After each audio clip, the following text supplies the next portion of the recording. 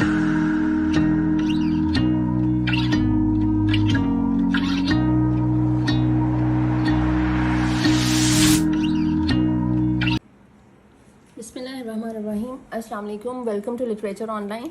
तो आज हम वेटिंग फॉर गोडो के बारे में ही बात करेंगे। वेटिंग फॉर गोडो के जो नेक्स्ट थीम्स है, as an absurd play, as a tragic comedy, as an avant garde, as an existentialist play, और टाइम एंड स्पेस का जो इसमें एक कॉन्सेप्ट है उसको एक्सप्लेन करने वाले हैं।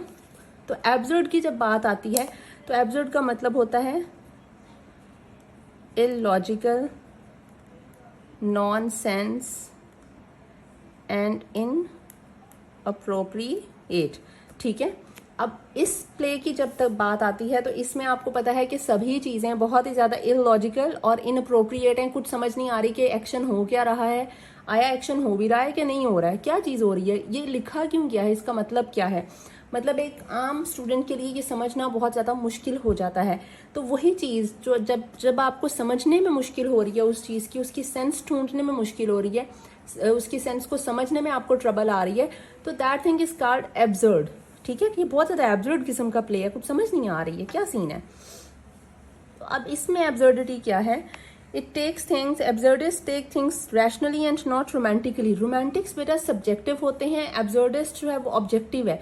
वो इनकी दो इंसानों की या चार इंसानों की बात करते करते वो और सोसाइटी का वो जो एक बेसिक जो ट्रबल चल रही होती है सोसाइटी में, जो मामलात चल रहे होते हैं, वो बेसिकली उनको डिस्क्राइब कर रहा होता है। ठीक है, एंड ये कहा गया as well as with the modern movement known as the theatre of cruelty.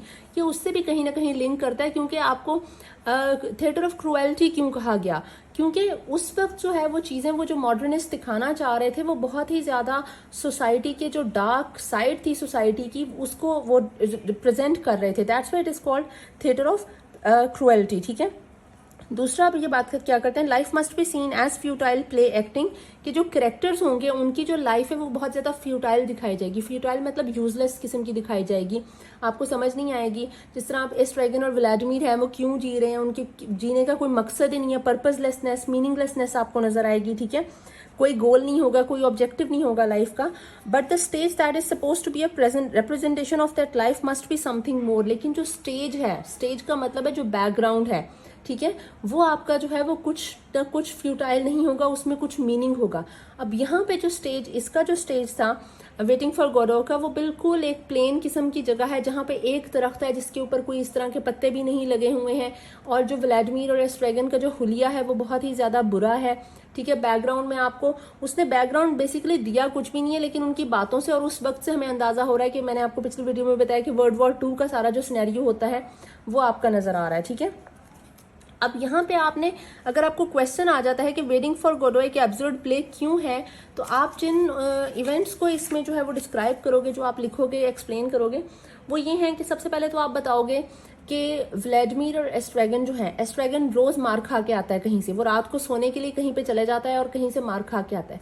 वो कहाँ सोने के लिए जाता है, उसको कौन लोग मारते हैं, उसको वो क्यों मारते हैं डेली, ये आपने लिखना है। और अगर उसे रोज वहां से मार पड़ती है तो वहां पे रोज जाता ही क्यों है। ठीक है, उसे नहीं जाना चाहिए, या उसे जगह चेंज कर लेनी चाहिए, उसे व्लादिमीर के साथ वहीं पे ही रहना चाहिए। ठीक है, this thing makes it absurd. अच्छा, अब दूसरी चीज आ जाती है कि वो लोग वहीं पे वेट कर रहे हैं। गोडो ने कहा कि वो आएगा, उसने खुद भी नहीं कहा। व्लादिमीर एंड एस्ट्रेगन जस्ट अज्यूम कि गोडो यहाँ पे आएगा, वो नहीं आ रहा है। जब वो नहीं आ रहा है तो फिर इनके वेट करने की कोई लॉजिक बन नहीं रही है। They should stop waiting for him. ठीक है, फिर वो जो दो बच्चे हैं, वो दो बच्चे आते हैं, तो हमें ये नहीं बताया गया कि वो क्या वो बच्चा एक ही था जो दोनों दिन आया, या फिर वो दो बच्चे थे। ठीक है, क्या वो आपस में भाई थे या नहीं थे, क्या उनको गोडो ने ही भेजा था या फिर वो खुद ही आए थे, वो वेट करके गए। ठीक है, this thing also makes it absurd. अब उसके बाद आ जाते हैं हमारे पास पॉड्जो एंड लकी का सीन आ जाता है। लकी सफर कर रहा है पॉड्जो के पास, उसकी लाइफ वो खुश नहीं है, बहुत ज्यादा मिजरेबल लाइफ गुजार रहा है। तो if he is that miserable and he is suffering that much, तो उससे जान छुड़ा लेनी चाहिए। वो नहीं जान छुड़ा रहा। इवन के जब पॉड्जो ब्लाइंड हो जाता है, उसे नजर नहीं आ रहा होता, लकी फिर भी उसको छोड़ के नहीं जाता। हालांकि पॉड्जो का लकी के बारे में ख्याल है कि इसको मार देना चाहिए या इसे बेच देना चाहिए, कुत्ते की जिंदगी लकी की जिंदगी से बेहतर है। ठीक है, लकी से बेहतर है, तो लकी फिर भी उसको छोड़ के नहीं जा रहा है। तो all these things make this play absurd. ठीक है, that's why it is called. And loss of identity, देखिए इम्पॉसिबिलिटी ऑफ एक्शन, वेट हो रहा है, वेट खत्म ही नहीं हो रहा है, एक इन्फिनिट वेट है, ठीक है। Loss of identity, they don't know who they actually are, उनके पास कोई व्लादिमीर की जो सेल्वेशन है, मतलब उनके पास कोई जीने की वजह नहीं है। वो मरना भी चाहते हैं तो वो कहते हैं मर के भी हमने क्या कर लेना, जब हमारी उम्र थी मरने की तब हम मरे नहीं, अब हमारी जो उम्र है तो अब तो हम वैसे ही मतलब जिए या मरे एक ही बराबर हैं, तो ठीक है जैसे गुजर रही है गुजार लेते हैं, ठीक है। इस तरह की चीज़ है। पॉजिटिव एलिमेंट उनकी जो दोस्ती है वो है वो कि वो उसने व्लादिमीर ने इस ड्रैगन को बचाया था जब वो रिवर रोन में अपनी जो उसने सुसाइड किया था, ठीक है। ये सारी चीज़ें इसकी हैं जो इसको बनाती हैं एक एब्सर्ड प्ले, ठीक है। उसके बाद एवेंट गार्ड, एवेंट गार्ड क्या होता है, new and experimental ideas and methods in music and literature. अच्छा, जो एवेंट गार्ड है उसका मतलब होता है new and experimental ideas and methods in music and literature.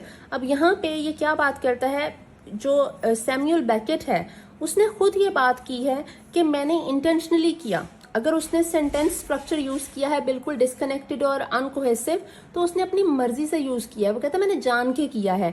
उसने एक चीज, उसने वो जो उस वक्त की सोसाइटी पे वो वर्ल्ड वॉर्स के जो इफेक्ट्स थे, लोग जिस तरह से जी रहे थे, उनकी जिंदगी में कोई कनेक्शन नहीं था, ना आपस में कनेक्शन था, लाइक ना सोशल कनेक्शन था, ना उनकी जो आइडेंटिटी का जो एक कनेक्शन होता है, आप अपनी लाइक आपकी पर्सनल आइडेंटिटी होती है वो उसको आइडेंटिफाई नहीं कर पा रहे थे।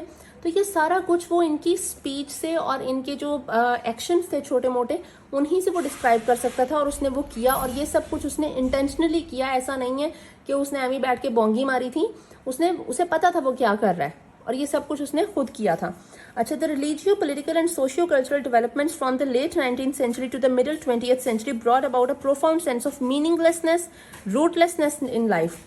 क्या था उस वक्त के लोगों की जिंदगी में, उनकी जिंदगी का ना कोई मकसद था ना ही कोई मतलब था। वो समझ नहीं पा रहे थे कि अगर हम जी रहे हैं तो जी क्यों रहे हैं, और अगर आज हम जी रहे हैं तो क्या कल भी हम जीते रहेंगे।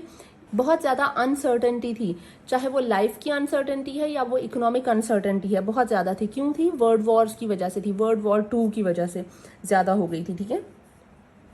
Such a sense of meaninglessness naturally led to a loss of faith in a coherent and cohesive universe. अब जब इतनी ज़्यादा मीनिंगलेसनेस होगी तो आप क्या करोगे, आपका बिलीफ नहीं रहेगा, किसी भी चीज़ पे आपका यकीन नहीं रहेगा, क्योंकि बहुत ज़्यादा अनसर्टेनिटी, बेयकीनी बहुत ज़्यादा आ जाएगी। This was further manifested in the break down of communication. अब ये किस तरह से जाहिर होगी, ये जो इतनी ज़्यादा अनसर्टेनिटी और मीनिंगलेसनेस है वो क्यों होगी? कम्युनिकेशन का ब्रेक डाउन, लोगों की आपस में जो कम्युनिकेशन गैप है वो बहुत ज़्यादा बढ़ जाएगा, उन्हें समझ नहीं आएगा बात करनी है तो करनी क्या चाहिए हमें बात। And the inability of language to communicate the illogicality of human situation. ये जो इनएबिलिटी ऑफ लैंग्वेज है ये आपकी जो ह्यूमन सिचुएशन है, आपके जो आइडियाज हैं, आपकी जो थॉट्स हैं उसको कन्वे नहीं करने देंगे। Thus the language of the absurd is very often at variance with the immediate action and is reduced to meaningless patter. क्या होता है कि वो जो बात करते हैं वो बात, उसका मतलब ये नहीं है कि ये आगे वही करने वाले हैं, नहीं, वो बेचारे बात कुछ और कर रहे होंगे और एक्शन कुछ और कर रहे होंगे, उनके जो एक्शंस हैं वो उनकी बातों से मेल नहीं खाएंगे, ठीक है। Sometimes what happens on the stage transcends and often contradicts the work spoken by the character. जो स्टेज पे होता है मतलब बहुत ज्यादा आयरनी है, ठीक है, सिचुएशनल आयरनी आप इसे कहेंगे, कि जो वो बोला जा रहा है वो स्टेज पे हो नहीं रहा, और जो हो रहा है स्टेज पे वो कभी बोला नहीं गया था, और ये एंडलेस वेट है जो कभी खत्म नहीं हो रहा। It is also an element of this thing, ठीक है, ये सारी चीजें होंगी। अच्छा, उसके बाद ये ऑब्वियसली आपको पता है कि वो सुसाइड की बात हो रही है, लकी की सफरिंग है, उसके बाद लकी डम हो जाता है, पॉज़ो ब्लाइंड हो जाता है, एस्ट्रेगन के बूथ से तंग कर रहे हैं, व्लादिमीर के जो है वो वैसे उसके स्टमक का इशू हो रहा है, ठीक है, दोनों के पास पहनने को कपड़े नहीं है, एस्ट्रेगन के पाँव जख्मी हो गए हैं, ठीक है, इस तरह की चीजें हैं। तो ये सब कुछ क्या है, ये इसको एक ट्रेजाइक कॉमेडी बनाता है। इसमें कुछ सिचुएशन है जिसमें हमें हंसी तो आती है, लेकिन at the end of it is a tragedy, ठीक है। कुछ चीज़ों पे हंसी तो आ रही है, वो उनकी हालतों पे, उनके जो एक्शंस हैं, जब वो हैट एक्सचेंज कर रहे होते हैं ऑल दैट, जो एस्ट्रेगन मार खा के आता है, हमें कभी कभी उस पर हंसी भी आती है, ठीक है। उसने एक बहुत ही आप कह लें कि इंटेंस और डार्क किस्म की ट्रेजेडी को सैमुअल बेकेट ने बहुत ही कॉमिक इफेक्ट दिया है, और ये बड़ी बात है कि उसने ये इस तरह की चीज़ की है, ठीक है। अब उसके बाद इसमें आ जाता है यूज ऑफ लैंग्वेज किस किस्म की यूज की है भाई, उसने, मैंने आपको बताया कि उसने खुद कहा है इनएबिलिटी ऑफ लैंग्वेज जो है to be an effective means of communication in modern times is evident in waiting for Godot. कि गोडो के वेट में जो उसने ये दिखाई है, मॉडर्न टाइम्स की जो कम्युनिकेशन सैमुअल बेकेट ने दिखाई है, उसमें उसने सारा कुछ जो बताया है वो है इनएबिलिटी ऑफ लैंग्वेज, कि आपकी जो लैंग्वेज है वो कन्वे नहीं कर पा रही है जो आप कहना चाह रहे हो। ब्रेक डाउन ऑफ लैंग्वेज है, एब्सर्डिटी ऑफ लाइफ दिखाई गई है, language itself to be able to show its inadequacy, language is inadequate to describe and to present what ever is happening with that human being.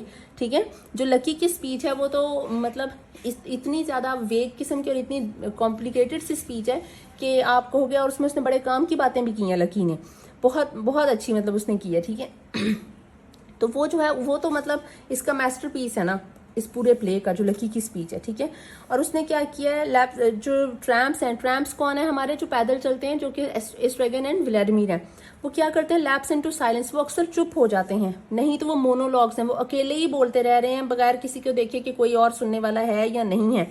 कभी कभी possess आ जाते हैं, बोलते बोलते रुक जाते हैं।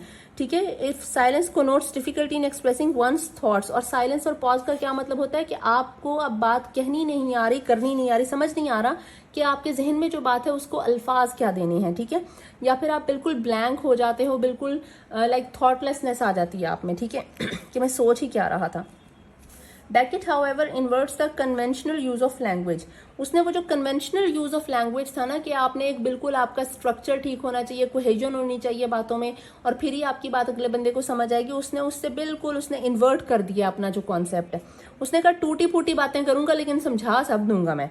ठीक है, देयर इज, अब रीडर के लिए ये बहुत मुश्किल है उन टूटी फूटी बातों को समझना, to make sense out of them. ठीक है, लेकिन ऑब्वियसली आपको जब आप पूरा कर लेते हो, पढ़ लेते हो, तो आपको समझ आने लग जाती है कि हाँ इसका मतलब क्या था, कहना क्या चाह रहा था, क्यों उसकी सोच वहां पे टूटी होगी, जब आप उस कैरेक्टर को थोड़ा सा समझना शुरू कर देते हो। ठीक है, देयर इज लिटिल इमेजरी और figurative language in the speeches of the character, और बहुत ही कम इमेजरी है। ठीक है, क्योंकि उसने बहुत ही कॉन्सेप्चुअल किस्म की कुछ बातें की हैं, बहुत ही ज़्यादा लाइक उसने कुछ थेरीज हैं, कुछ इस तरह की चीज़ें उसने जो है वो उनको डिस्कस किया है। Also there is a spectrum of usages ranging from the highly colloquial including Irishism and to the self portraying formality. ठीक है, अब उसके बाद क्या कहते हैं, डिसइंटीग्रेशन ऑफ लैंग्वेज उसने यूज किया। There are misunderstandings, double entendre, monologues, dialogue हैं, क्लीशेज हैं, रेपिटेशन है फ्रेजेस की, वर्ड्स की, inability to find the right word है, पता नहीं चलता कि क्या वर्ड बोलना है क्या नहीं बोलना। टेलीग्राफिक स्टाइल, अब टेलीग्राफिक स्टाइल क्या होता है, ये बहुत इंपॉर्टेंट है। ये आपका होता है loss of grammatical structure. Telegraphic style में जो मैं बार बार आपको कह रही हूँ, ग्रामेटिकल स्ट्रक्चर नहीं है, आपके जो सेंटेंसेज हैं आपस में सही तरह कनेक्टेड और कोहेसिव नहीं है। Communication bye short and commands, छोटे छोटे जो है वो फ्रेजेस बोले जाते हैं जिससे बात को समझाने की कोशिश की जाती है, एक प्रॉपर सेंटेंस बोला ही नहीं जा रहा। ठीक है, कि एक छोटी सी बात करूं और समझ आ जाए। ठीक है, Such a lack of coherence, system and structure in language in the play implicitly becomes a fitting vehicle to convey the playwright's sense of uncertainty. ये lack of cohesion से आपको क्या पता चल रहा है कि sense of uncertainty है, बेयकीनी बहुत है, meaninglessness है। ठीक है, मायने नहीं अखज करना, हर चीज जो है वो बिल्कुल बेमायनी होती जा रही है। And absurdity in the universe surrounding us, और यही एब्सर्डिटी, यही इलॉजिकलिटी जो है वो हमारी कहाँ पे है, हमारी यूनिवर्स में, हमारे इर्द गिर्द भी होगी। ना कि सिर्फ लोगों की लैंग्वेज में ये एब्सर्डिटी है, सिचुएशन में ये एब्सर्डिटी है, बल्कि हमारी जिंदगियां भी अब इसी के इर्द गिर्द घूमती हैं और हमारे इर्द गिर्द भी यही कुछ है। ठीक है, ये आपका लैंग्वेज का हो जाता है। उसके बाद आपके पास आता है एज एन एग्जिस्टेंशियलिस्ट प्ले आता है, आई थिंक। हाँ, एग्जिस्टेंशियलिज्म क्या होता है, 20th सेंचुरी की मूवमेंट है एग्जिस्टेंशियलिज्म। ठीक है, it emphasizes that each and every individual has unique existence and is a free being to make choices with free will. कि हर इंसान को, एग्जिस्टेंशियलिज्म का मतलब है कि हर इंसान जो है वो अपनी एक आइडेंटिटी रखता है और उसके पास ये हक है कि जो वो चाहता है, जो उसकी चॉइस है वो करे। उसकी जो वेल बीइंग है, उसकी जो फ्री विल है, वो किसी और के कहने से इफेक्ट नहीं हो। ठीक है, The essence of existentialism concentrates on the concept of individual's freedom of choice. आपके पास freedom of choice हो चुनने की, जो कि लकी के पास नहीं थी। लकी अब जब बिल्कुल खत्म भी हो जाता है तो लकी क्या है, वो उसको छोड़ के नहीं जा रहा है, उसको वो बेचने जा रहा है। वो लकी खुश है, चाहे पॉर्जो उसे बेच दे, चाहे पॉर्जो उसे मार दे। Lucky has no free will, no freedom of choice at all. ठीक है, फिर दूसरी बात, आपके पास जब आपकी बात आती है, व्लादिमीर और एस्ट्रेगन की बात आती है कि दोनों वेट कर रहे हैं। जब व्लादिमीर कहता है कि हमें यहाँ से चले जाना चाहिए क्योंकि गॉडो के आने का कोई चांस नहीं है, मुझे नहीं लगता वो आएगा। तो एस्ट्रेगन कहता है कि नहीं नहीं, हमें वेट करना चाहिए। जब एस्ट्रेगन कहता है हमें चला जाना चाहिए तो व्लादिमीर कहता है नहीं, हमें नहीं जाना चाहिए क्योंकि हमें फिर सजा मिलेगी। जो गॉडो है ही पनिश अस, उस सजा से बचने के लिए वो वेट ही किए जा रहे हैं, हालांकि उस वेट का कोई मतलब नहीं है। तो ये क्या है, they didn't have any freedom of choice, उन्हें डर था, डर की वजह से वो कर रहे थे। As opposed to the belief that humans are controlled by a pre-existing omnipotent being such as God, मतलब इंसान को पता है कि अल्लाह ताला जो है वो अल्लाह ताला ने आपकी किस्मत लिख दी हुई है, लेकिन आपके पास फिर भी अपनी फ्रीडम ऑफ चॉइस है तो आप उसको यूज करोगे, लेकिन यहाँ पे ये लोग नहीं कर सकते। Vladimir and Estragon have made the choice of waiting without instruction और guidance, as he didn't say for sure he would come but decided to wait till we know exactly how we stand. मतलब हमने wait करना है, हालांकि Godot ने कभी कहा नहीं था, लेकिन हमें फिर भी उसका वेट करना है, ठीक है। फिर इसमें क्या है, बोर्डम है, inactivity causes the individuals to think. कहते हैं कि जब बहुत ही ज्यादा इंसान बोर हो जाता है, कुछ भी नहीं कर रहा होता, तो फिर वो सोचने लग जाता है, मेडिटेट करता है। ये जो ट्रैम्प्स थे, जो व्लादिमीर और स्ट्रेगन थे, they continually attempt to prove that they exist in order to keep their sanity, ठीक है। वी ऑलवेज फाइंड समथिंग एफडीडी to give us the impression that we exist. वो व्लादिमीर को कहता है कि हम हमेशा कुछ ना कुछ ढूंढ लेते हैं जिससे हमें पता चलता है कि हम एग्जिस्ट करते हैं, हम जिंदा हैं। वो ढूंढते क्या है कि हम सोचने लग जाते हैं, ठीक है। जब भी इनको लगता है कि हम अब जिंदा नहीं है, हम एग्जिस्ट ही नहीं करते, तो ये क्या करते हैं, दे स्टार्ट थिंकिंग, ठीक है। उससे इन्हें पता चलता है कि वी डू एग्जिस्ट, ठीक है। अब इसने नहीं बताया सैमुअल बेकेट ने गॉडो कौन है, गोगो एंड डीडी कहाँ पे हैं, गोगो को मतलब एस्ट्रेगन को कौन मारता है। एस्ट्रेगन का नाम गोगो है और डीडी व्लादिमीर का नाम है, ठीक है। और गोगो आपके पास एस्ट्रेगन है, ठीक है। गॉड कोई है भी या नहीं है, वेल्ड विकम्स कहाँ से आए हैं, और इनकी सफरिंग का रिस्पॉन्सिबल कौन है, ठीक है। The tramps repetitive inspection of their empty heads perhaps symbolises mankind's vain search for answer within the vacuum of universe. अब यहाँ पे जो सैमुअल बेकेट बात करना चाह रहा है, जबकि अपने हैट उतार उतार के देखने लग जाते हैं। एस्ट्रेगन अपनी जूती उतारता है, व्लादिमीर अपने हैट उतारता है। उसके बाद जब ये तीनों व्लादिमीर, एस्ट्रेगन और लकी अपने अपने हैट उतार के देखने लग जाते हैं कि कुछ तो इसमें से निकलेगा, कुछ तो इसमें से निकलेगा, और ये उनकी आदत होती है। दिस रेपिटेटिव एक्शन जो है ये सिंबलाइज करता है कि इंसान सवाल ढूंढ रहा है। आपकी यूनिवर्स में, आपके जहन में, मतलब कहते हैं ना, अल्लाह ताला ने इंसान को अशरफुल मखलूकात बनाया है, और पूरी जो यूनिवर्स है उसको इसके लिए वो क्या कहते हैं, मुसख्खर कर दिया है, ठीक है। मतलब आप लोग उसको एक्सप्लोर करो। तो ये लोग बेचारे जो है, ये उन सवालों के, जो इनके जहन में कोई सवाल आते होंगे, वो basically this like checking out their hats symbolises कि ये उन सवालों के जवाब ढूंढने की कोशिश कर रहे हैं, ठीक है। अब ये प्ले शुरू होता है, तो प्ले शुरू इससे होता है नथिंग टू बी डन, जब एस्ट्रेगन कहता है, जब उससे उसके बूट उतर नहीं रहे होते हैं। व्लादिमीर उस चीज को रिजॉल्व करते हैं। All my life I have tried to put it from me and I resume the struggle. मतलब ये कोशिश उनकी चली ही जा रही है, एक ही एक्शन है, वो ना वो ये कोशिश छोड़ रहे हैं, ना इसमें कुछ कम ज्यादा कर रहे हैं, वो सिर्फ करे जा रहे हैं, करे जा रहे हैं, और उसका कोई फल उन्हें मिल नहीं रहा है, ठीक है। और ये इम्पॉसिबल किस्म के क्वेश्चंस हैं जिसको वो ढूंढने की कोशिश कर रहे हैं, ठीक है। अब यहाँ पे आपका एक और आता था, हाँ, ये एग्जिस्टेंशियलिस्ट प्ले और टाइम और एक्शन की बात ही आती है इसमें। तो आपके पास एक तो होता है क्लॉक टाइम, जो कि सब्जेक्ट क्लॉक टाइम होता है, एंड सब्जेक्टिव टाइम और टाइम एज एक्सपीरियंस, ठीक है। क्लॉक टाइम होता है और एक सब्जेक्टिव टाइम होता है जो आप एक्सपीरियंस करते हो। Clock time is a mean of measuring natural time के, मतलब 12 बज गए, 1 बज गए, या 1 घंटा हो गया, या 2 घंटे हो गए। और एक टाइम वो होता है जो हम एक्सपीरियंस कर रहे होते हैं, जो हमें लग रहा होता है सदियां गुजर गई हैं, या कुछ मतलब कोई लम्हा आपके लिए बहुत ज्यादा लंबा हो जाता है, कोई छोटा हो जाता है, इंतजार। और ये तो इंतजार कर रहे हैं। This whole play revolves around waiting for Godot. तो वो वेट जो है वो एंडलेस वेट है, वो खत्म नहीं हो रहा है। And that time is subjective time that they have spent on they have been spending on waiting for Godot, ठीक है। एक गॉड लाइक टाइमलेसनेस उनके पास आ गई है। एस्ट्रेगन और व्लादिमीर जो वेट कर रहे हैं, तो उनको क्या कि टाइमलेसनेस है, टाइम खत्म ही नहीं हो रहा उनका दिन शुरू होता है तो भी खत्म नहीं होता है। तो इस तरह से उनके पास की टाइमलेसनेस आ गई है, ठीक है। मतलब जब आपके पास सफरिंग होती है, वो कहते हैं ना, बुरा वक्त जो है वो गुजर ही नहीं रहा होता है, और अच्छे का पता नहीं चलता गुजरते में। तो ये जो कॉन्सेप्ट है, this is the concept of subjective time, clock time का नहीं है, ठीक है।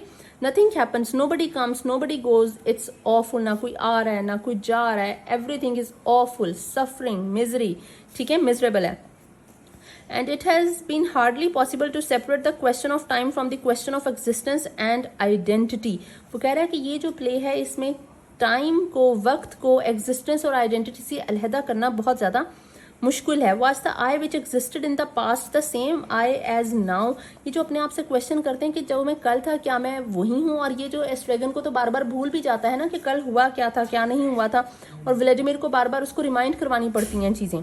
ठीक है. Doubts about time make the tramps doubt existence and their own identity also. जब उनका टाइम गुजरता ही नहीं है ना, वो एक एक लम्हा जो है वो भारी होते जाता है, तब उन्हें लगता है शायद हम मर चुके हैं, शायद ये जो है वो हमारी लाइफ जो है वो आफ्टर डेथ चल रही है, जो कि ख़त्म ही नहीं हो रही है और एक ही किस्म की चीज़ें होती जा रही हैं. फिर जो दोनों इंसिडेंट होते हैं वो एक किस्म के बच्चे आते हैं दोनों दिन, फिर लकी और पॉड्जो 2 दफ़ा आते हैं और डिफरेंट सिचुएशन में आते हैं. So this made them doubt there own existence, कि ये जो चीज़ें हो ही नहीं रही हैं, क्या ये जो रेपिटेशन है, हम मूवीज़ में भी देखते हैं ना अक्सर कि जो लाइफ आफ्टर डेथ है वो अक्सर रेपिटेशन में दिखा रहे होते हैं चीज़ें. तो this is how Samuel Beckett described the same concept like years ago. ठीक है. एस्ट्रेगन बिलीव करने से वो refuse to believe that the boots, फिर उनको जो बूट मिलते हैं जब अगले दिन आता है तो बूट मिलते हैं तो बूट्स थोड़े से बड़े होते हैं. तो व्लादिमीर कहता है शायद किसी को ये बूट जो है वो तंग होंगे या बड़े होंगे जिसकी वजह से वो यहाँ पे छोड़ गया है, तो अगर ये तुम्हारे साइज के हैं तो तुम पहन लो.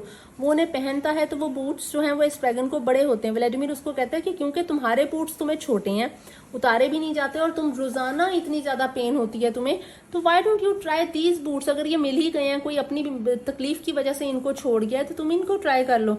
ठीक है. तो ये वाली जो सिचुएशन है कि आप जिस हालत में हो आप उस हालत को बदलने की कोशिश भी नहीं कर रहे हो. ठीक है. The same day previous day. Pozzo remembering nothing. Pozzo को सब भूल जाता है. अबाउट हैविंग बिकम ब्लाइंड, ये भी नहीं याद. पॉड्जो ब्लाइंड हो गया लेकिन उसे ये नहीं पता मैं ब्लाइंड हुआ कैसे, क्यों हुआ. लकी जंप हो गया तो ये भी नहीं पता हुआ कैसे, क्या हुआ. मतलब ये जो डाउट है उनकी एग्जिस्टेंस में और उनकी लाइफ में जो कुछ हो रहा है इंसिडेंट्स में, this doubt is making them like वो मतलब उनको मशकूक करे, suspicious about their own existence and about time. And this is the concept of an existentialist play. और अगर आपको टाइम और स्पेस का आ जाता है तो आप इन्हीं तरीकों से इसको एक्सप्लेन करोगे, इन्हीं इंसिडेंट्स को लिखते हुए. ठीक है. आई होप अब आपको इस प्ले की समझ आ गई होगी. मैंने इसकी समरी भी दोनों एक्ट की जो है वो कर दी हुई है और इसके थीम्स भी डिस्कस कर लिए हैं और ये मेजर क्वेश्चंस भी. Thank you so much.